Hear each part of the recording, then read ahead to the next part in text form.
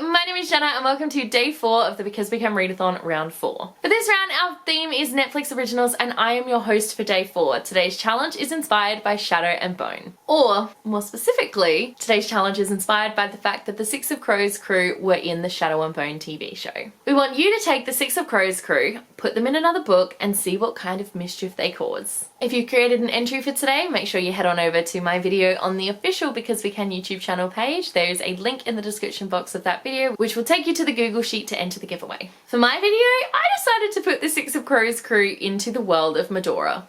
Let's see how well they did. My name is Jenna and today I'm here to tell you all about what happened when the Six of Crows crew found themselves in the world of Medora. How do I know all this, you might ask? Well, I'm a watcher. I have the ability to watch over countless different multiverses to see how everything plays out. Because as we all know, one choice can change everything. I have been tasked with watching and chronicling these events. I'm not allowed to interfere, so everything that happened to the Six of Crows crew once they found themselves in the mystical, magical world of Medora, I wasn't able to do a thing to help them. Our story starts on a day like any other. The Six of Crows crew, which consists of Kaz, Inej and Jasper, were trying to find a way through the fold in order to get their hands on Alina Starkov. At this stage, they don't know that their lives are about to change. To make it through the fold, they are told they need to get certain things. One of those things includes a goat named Milo, who ends up being Jasper's support animal, and in this house we stan Milo. And they get onto their little train and are making their way through the fold as if nothing was wrong. However, things don't always go to plan, as we all well know, and soon the train was shaking and shuddering and it felt as though they were being thrown from side to side. They thought they weren't going to make it out alive because the creatures that live inside the fold were attacking the train, and all of a sudden the train tilted and they fell. The next part is where it gets a little more complicated. When they finally came to, it was to find themselves not in the fold nor in the region where they would be able to find Alina, but in a dark forest. They looked around, discovered they had no weapons, and also found that Milo the goat had gone missing. This of course caused many dramas. Together they stumbled to their feet and tried to figure out where they were. It wasn't until Inej nudged Kaz in the ribs with her elbow did they notice that they weren't alone. Standing before them was a young girl around 16 years old with brown hair and a very confused expression on her face. She was soaking wet and they realized that she was probably more scared of them than they were of her. Hi?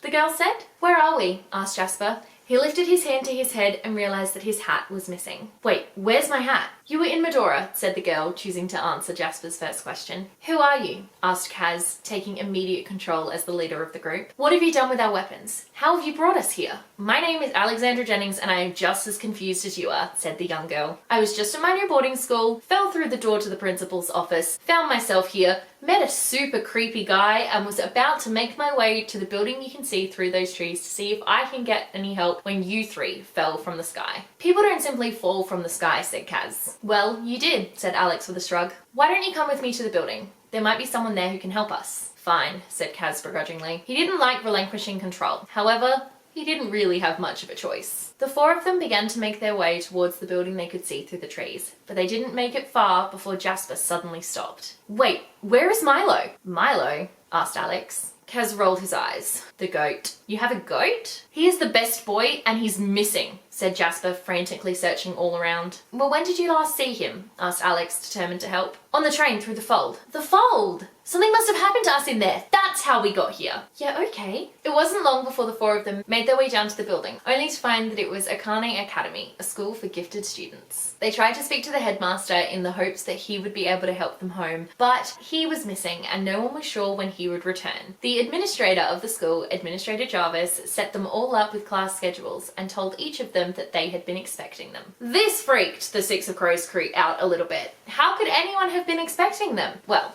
I know how they could have been expected, but that's for me to know as the watcher and them to find out. By the time they had spoken to Administrator Jarvis, it was almost time to head to their rooms. I cannot believe the headmaster is missing and is the only one who can get us back from where we came from, said Alex as the four of them made their way towards the dormitories. It is problematic, agreed Kaz. And they want us to attend classes at Akane? I don't do well with class. No one was surprised to hear Jasper say so. Well, I guess we don't really have much choice, unless the three of you can think of a way we can get home faster. And this is where things started to get a little rocky for our foursome. I'm not sure why you think you are included in this we. We is myself, Jasper and Inej. We does not include you. We're all stuck here. We may as well make the most of it, said Alex, appalled that Kaz would dismiss her so easily. Don't count on it, he said, and Alex walked away, leaving the Six of Crows crew standing in the darkness. Seriously though, boss, what's the plan? We lay low, don't draw attention to ourselves, and try to find a way out of here. Inej, think you can find out more about the school and how we might be able to find this headmaster? Maybe we can go to him instead of waiting for him to return to us. We all know that Inej is fantastic at finding information, so it should come as no surprise that Kaz gave her this particular task. Sadly, she did not have her signature knives, and the only things she could find in the armory were these. Not her usual kind of knives, but she's still pretty good with them. Jasper, you need to gather intel on the other students. See if there's anyone here who might know something. And Jasper, no gambling. Their quest to find out where the headmaster was went about as well as you can probably imagine. Not great. It almost seemed as though the headmaster was nowhere to be found. They looked high, they looked low, they tried leaving the academy grounds, but found that the teachers were very good at pulling them back. The Six of Crows crew are not one to give up, but eventually they did decide to just sit back, blend in, and just participate in their classes, because that was the only thing they could really do. To absolutely no one's surprise, Inej excelled in the combat classes, Jasper was surprisingly good at the chemistry, and Kaz was good in any class that involved strategy. The three of them kept pretty much to themselves and found they weren't making a lot of friends at Akane. Alex had found herself two best friends, Jordan and Bear, and even she was keeping a wide berth from our Six of Crows crew. One afternoon during classes at Akane, a black fog descended over the campus. This was their chance. They had no idea why the black fog was there, nor did they particularly care, but this was the time they knew they would be able to make it off of campus. However, it didn't take them long to realize there was no way they would be able to navigate their way through the black fog, and before they knew it, they were back facing the dormitory building. This is ridiculous, said Kaz, waving his arms about indignantly. We have to find a way back. Inej said nothing, though she clutched at the knives she carried on her waist despite students of Akane not being allowed to carry weapons. Cool it, boss, said Jasper. We'll find a way out of here. I know we will. Kaz fixed him with a deadpan stare. You just want to get out of here because you're worried that something might have happened to Milo. Jasper didn't try to deny it. Later that evening, they ambushed Alex and her friends, demanding to know if they knew anything about the black fog that had descended over the campus. Jordan and Bear were reluctant to share information, but Alex was more than happy to let them know what she'd found. Turns out the creepy guy she had met was actually someone that they should all avoid. Quite a few months went past, and it looked as though the Six of Crows crew were never getting home. Eventually, they found their way to the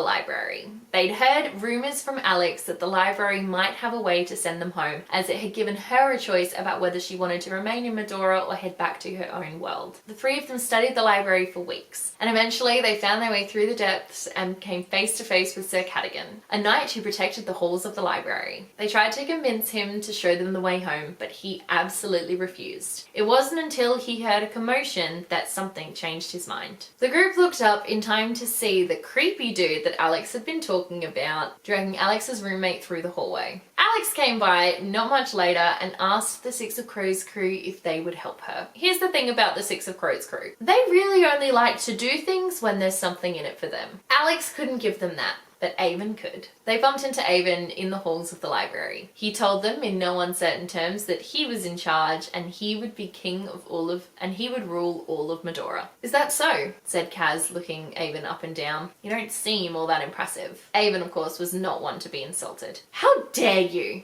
He said. Inej clutched her knives and held them out in front of her. Don't even think about it, she said, uttering some of the first words she had spoken to anyone outside of their little crew throughout the entire time they'd been in Medora. Avon smiled. I could use the three of you on my team, he said. Kaz laughed. We don't need a team. We've got each other. Avon rolled his eyes. Get it, you're a crew. No one particularly cares. All I care about is ruling Medora, and all you care about, I'm told, is making it home. I can make that happen. Kaz looked at the others. Getting home was all they'd wanted. What do we have to do? Asked Kaz. Simple. said Avon. Get Alex to open a doorway. This is where you'd hope that the Six of Crows crew would see that Avon is nothing but evil and not force Alex to open a doorway. It's also the moment that as a watcher, I wish I could intervene. I wish nothing more than being able to stand in front of them and say, stop, this is the wrong path. You are heading down a road you don't want to go down. But as a watcher, that is not my place. My place is to observe and record. The Six of Crows crew took Avon up on his offer. They forced Alex to open a door. Actually, they forced her to open two. One to her world and one to theirs. They walked through without a second glance, not caring what happened to Medora or her world. And what happened to Medora and her world were not good things. Avon wiped out her planet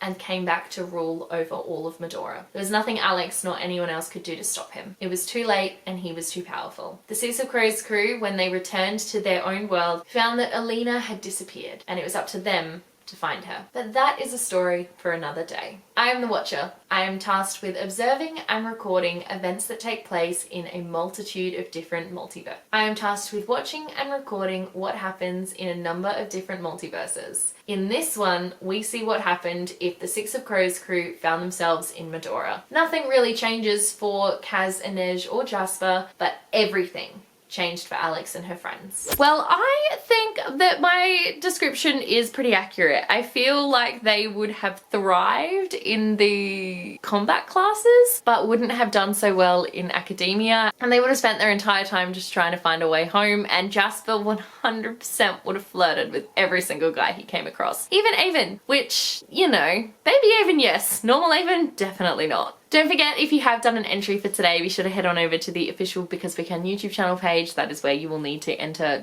our giveaway. Thank you guys so much for watching. Let me know in the comment section below what book you would put the Six of Crows crew in, because I would absolutely love to know. If you like this video, be sure to give it a huge thumbs up and don't forget to subscribe to my channel so you don't miss a thing. Stay random. Bye.